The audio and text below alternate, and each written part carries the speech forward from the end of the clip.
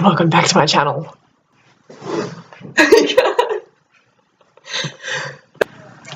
Hi! Why is it so hard to introduce myself? Okay. Hey guys, it's Tash. Welcome back to my channel, Tash Talks Politics. This introduction was more awkward to film than I expected. And I know you guys probably thought that you'd never see the day I did a second video, but the time has come. Exams are over and I finally had like 5 minutes to sit down and actually do something that I enjoyed. So here we go, I'm blessing you with another video. The topic for today is going to be something that lots of people have requested for me to do, which is a general rundown on the Australian political system. And if you think I'm blinking off to the side, it's because I am, because I have a sheet where I have notes written next to me in case I forget an important detail or something I wanted to mention. So the good or bad, depends on how you look at it, news for you is that this is a 3-part series. I'm going to be explaining Australia's political system in 3 parts, separating it into the federal system, the state system, and the local system. And I feel like that can give you a more holistic view of how it works here. I presume most of you know the basics because you are, in fact, living in this country. And I feel like part of that entails at least basic awareness with what's going on in the news. But then again, I know how many people, especially young people, just don't keep up with the news and just do not follow politics at all because of that, I don't know, that very complacent and apathetic, like, notion towards it. So today I'm going to be talking about the federal politics system, and this is going to be a very basic rundown, and if you guys want me to do a more detailed explanation, where is my vocabulary today? Thank you. If you want me to do a more detailed explanation, leave a comment, drop a comment. Yes, I'm desperate, please. I need publicity. If I want to become a politician one day, I have to have a fan base. Why is this so awkward, cringe? Why do I hate myself? So we're looking at Australia's federal political system. So where shall I start? So Australia, I'll insert a photo. I couldn't manage to do that last time because I literally cannot edit to save my life and I didn't know how to insert a picture. I literally couldn't even insert a word. I'm such a fail. But anyway, I'm going to insert a picture right up there about of Australia's electoral map. So pretty much how the federal election system works and the federal electorate system works is totally based on the electorates. There are 150 in Australia and they're divided up into roughly equal population amounts. And that population amount, when the system was created, was intended to be about 150,000, but Australia's population has grown substantially since then, especially in the cities. So now it's a little bit less balanced, but it's roughly 150,000 for each, like, people for each voting electorate. Of that 150,000, only maybe say 110,000 are eligible to vote. So pretty much that's how it works. You've got 150 electorates all around the country, and for the federal election, which can be held, every 3 years, or it can be called whenever the Prime Minister chooses to call it, but often it is 3 years. Pretty much what happens is everyone goes out to vote and they cast a person in. They cast a vote for a person who is running in their electorate. So often this is someone who's like pretty prominent community figure, someone who's done substantial work within the community to warrant support, because the idea is that you vote for someone who represents you on a national level. So someone who's going to stand up for the interests of the majority in the region you live in. So that's generally why you see people who live in rural areas often vote in people who have a farming background or are looking to support issues that affect farmers, because that's what's relevant and important to them. And I guess that's the foundation of our democratic system. So our system is a bit confusing. I don't know if there's an official title. I should have looked this up before I started. But I'll put it down below if there is an official title. But I consider it a democratic constitutional semi-commonwealth. Yeah? Yeah, so it's a Commonwealth of England country still, which means that we have the Governor General, and I'll get to that in a second. But it's a constitutional democracy, which means that we have a constitution which was created in 1901, thanks to Australian history, and pretty much that constitution lies down the federal amendments. And a lot of that is stuff that's monitored by the High Court. And the High Court is a system of the federal justice system, not the state justice. They're different things. I'll explain the justice system when I do state. And I know quite a lot about the justice system. It's like one of my specialties. So we'll get to that. This has already been 5 minutes long. Actually, I'm a such flop. Okay. So how it works is each of these 150 electorates vote for a person. There generally will be 4 candidates. They'll vote for one of the 4 candidates, and that one person who wins in that electorate goes to Canberra, and the federal parliament usually sits for about 20 weeks in the year, goes to that parliament in Canberra and represents that little community in that building, in the House of Representatives. So it's 2 different things, the House of Representatives and the Senate, but I'll get to the Senate in a second. So the House of Representatives is where the Prime Minister is. So the Prime Minister isn't anyone special. I mean, they are, but the Prime Minister is just any other MP, Member of Parliament, who's representing in the House of Representatives. They have to get elected, same as everyone else, and there should be a really funny situation if the Prime Minister didn't win their own electorate. I think this has happened before, and I'll put a link if it has, because I can't quite remember. But I think there's one situation where the Prime Minister didn't win their own seat, and that was a little bit awkward because, great, now the party has no official leader. So pretty much that happens, and then the House of Representatives is extremely important, and a lot of people kind of disregard it because that's where a lot of the drama happens. But pretty much what happens is that each of the I better explain parties. So when you're voting for a member of parliament for your electorate, so your 150,000 person area, you're voting for a member, which is just one person, and that person often represents a party. You have independents as well, and independents are a whole other thing, and I might actually have a video. Why am I losing my voice? I might actually have a video where I talk about the different parties and what they stand for, because one thing that I know is important and relevant for people who would watch me, considering most of you are people who are forced to watch me from school, we are entering voting age, and it's important that you know who you're voting for and why.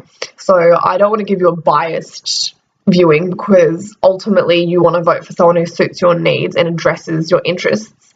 But I want to run down what each party stands for. So in case you don't want to live stream Parliament like I do or read the newspaper, you can just kind of, watch these and give you a basic idea of who aligns with your values the best. So I don't even know what I'm talking about. Should I just upload this anyway, just so I have some content? No. So the House of Representatives is where a lot of the ideas come from. That's where the cabinet is, and it's basically consists of predominantly Labor or Liberal, and the member of parliament you voted for in your electorate likely sits in one of those parties. So for me, I live in Bradfield as my electorate, which is the name of it. It's got about 170,000 people in it, or maybe 160. I don't know. I just made that up. That's a total lie. Just forget I ever said that. I'll actually put the actual number below. I just like to sound smart. And our current member of parliament is a man named Paul Fletcher, and he represents the Liberal Party, which means that he's a part of that party. So it's an individual, but they're part of a greater whole. There's always an ulterior motive in Parliament. But pretty much the House of Representatives is where a lot of the ideas start. So that's where there's a lot of debate, discussion, question time, disagreement, drama, controversy. It should be a reality TV show. But pretty much that's where the ideas come from. So an idea is where everything starts.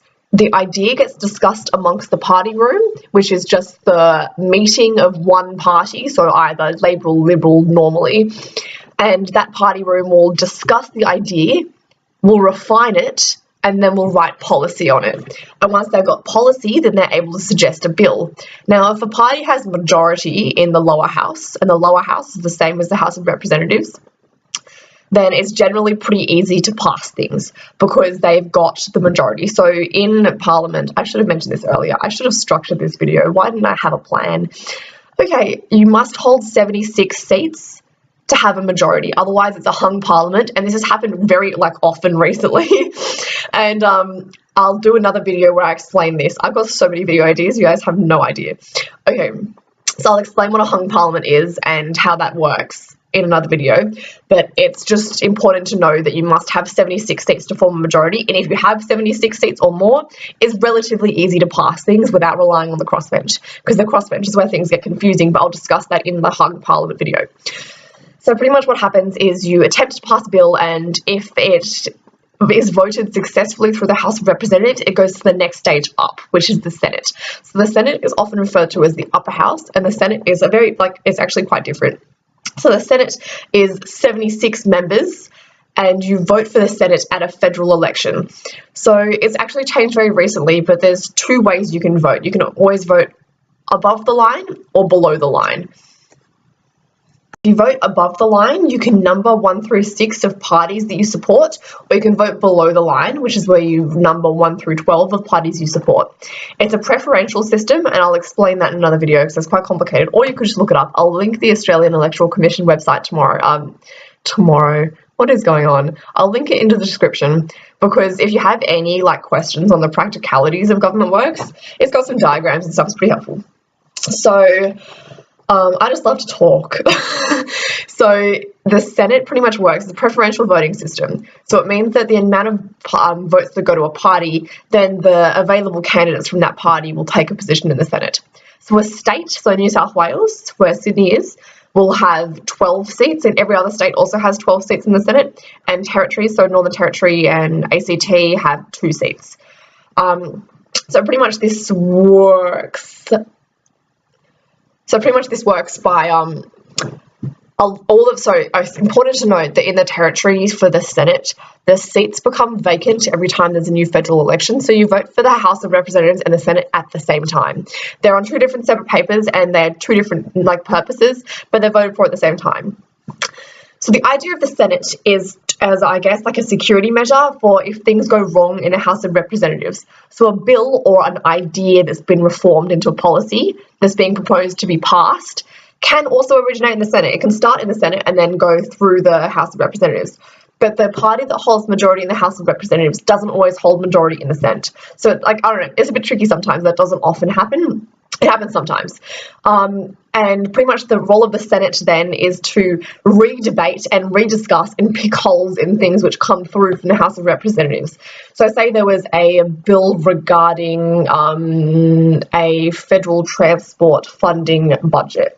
So the House of Representatives, the majority there, say, because at the moment it is, let's say it's the Liberal Party, have proposed a new transport system that's worldwide, not worldwide, but it's nationwide, and it would require some sort of tolling system that needs to be built, and that would be funded by the federal government because it's across the whole country. So great, we've got our idea, we've got our policy, that's been written into a policy. The job of the Senate then is if that gets passed through the House of Representatives with majority, it will go to the Senate. And the Senate then say, well, this isn't practical because of so-and-so, or is practical because of so-and-so. And pretty much then get passed through the Senate. And then the final security check is the Governor-General. So the Governor-General is something that's exclusive to Commonwealth countries. We only have it in Australia because of the Commonwealth. And if you know me, you know that I'm actually quite against the idea of a Governor-General, but I'm going to do another video explaining why on that. I'm literally digging myself a deep, deep hole of how many videos I have to film now. But the Governor-General pretty much signs off any policy and also does stuff like appoints ambassadors. And the Governor-General, a lot of people don't know this, they actually choose the cabinet. So it's a common misconception that the Prime Minister chooses the cabinet, but the Prime Minister actually just advises to the Governor-General what they would like the cabinet to be. So if you ask me, it's a very kind of ceremonial and a very trivial position because there's actually very little power. The power is actually coming from the Prime Minister, but just being exercised through the Governor-General. It's just pointless to me. I don't think that we need, I better not rant, I just don't think that it's necessary really that we have a very well functioning system that's just being slowed down and made more complex by a representative from a country that has honestly now a lot of cultural differences to the way that we're choosing to run ours. And I think that's been really exemplified through Brexit. But I'm doing a series on current events and world issues, and I'm going to talk about Brexit then because it's very topical. So pretty much that's how the federal political system works. I know this is probably a terrible video, but please forgive me. I literally do not know how to film. and I just wanted to get something out. I was feeling a bit of a heat to post, especially since like Instagram's been so inactive as well. But speaking of Instagram, chuck us a follow, Tash Talks Politics. Even though I don't talk politics, I just kind of have the account and never post. But like, I will try. I will try. And pretty much if you have any other questions, I would really encourage you to ask me. I know that I can like come across a bit verbose or like intimidating, but like if you seriously, I love to talk about politics. So if you have questions, seriously, I would love to answer them. But if you just want to like, I don't know, you can leave a comment on my Instagram page or just down here, or come approach me at school, because I know that literally like 99% of you are from school, and just ask me. I don't care. You don't have to be in my year group. I will talk to politics about anyone. I'm not kidding. I talk to politics about my 0-year-old, so like hasn't turned 1 yet, cousin. I can't stop myself. I have problems. Bye.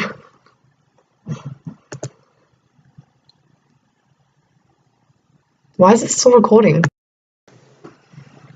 I feel like I need. I feel like I need to make a meme of like. I make a lot of memeable faces, unfortunately, but I feel like I need to make a meme where it's like my face, and I'm just like, and like the caption is like when someone approaches. Wait, no, when someone like in the general radius, like in the general vicinity of Tash, mentions the word politics, and I'm just like, come to me. Is that creepy? Probably. I should not be publishing this on the internet.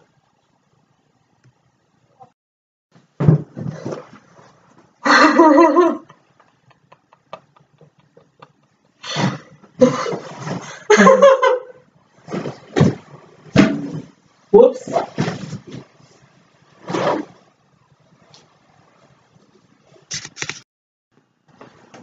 I used to laugh sometimes.